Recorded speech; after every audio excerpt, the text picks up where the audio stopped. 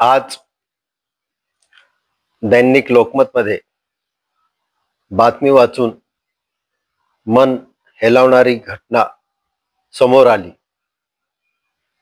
शाळेत सोडणारा बस चालक आबिद हुसेन शेख याने 10वीच्या वर्गातील विद्यार्थिनीसोबत अत्याचार केला। मनात कल्पनाही येऊ शकत नाही की आज मानव कोणत्या वृत्तीकडे वळलेला आहे। पशुची वृत्तीही याला म्हणता येणार नाही।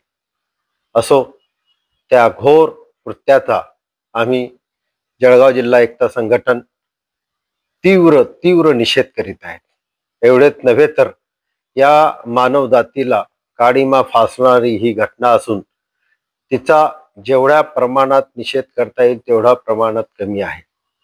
आम्ही सरकारला सांगू इच्छितो की अशा नराधामांसाठी ज्या कडक कायदेशीर तरतुदी अवलंबलेल्या आहेत त्याचे तंतोतंत पालन करा।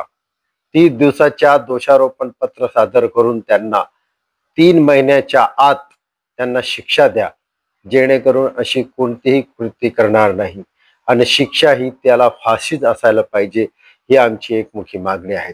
त्यामुळे आम्ही पुनश्च जळगाव जिल्हा एकता संघटन तर्फे मी समन्वयक फारुक शेख, आमचे अध्यक्ष मुफ्ती खालिद, संघटक नदीम मलिक, हाफिज रहीम पटेल, अनिश शाह, मतीन पटेल, रज्जाक पटेल, मजहर खान, अनवर सिकलगर, नाजुद्दीन शेख, कासिम उमर हे सर्व आताच या ठिकाणी आम्ही एका उद्याच्या मीटिंगसाठी एकत्रित जमलो होतो आणि त्यात हा निर्णय झाला की या घटनेचा तीव्र निषेध करूया आणि सोमवारी जेव्हा कार्यालय सुरू होतील तेव्हा रीतसर सरकारला याचं निवेदन देऊया।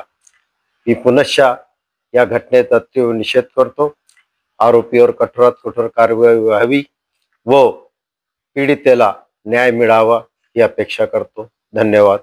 फारुक शेख, एकता संघटन समन्वयक, जळगाव।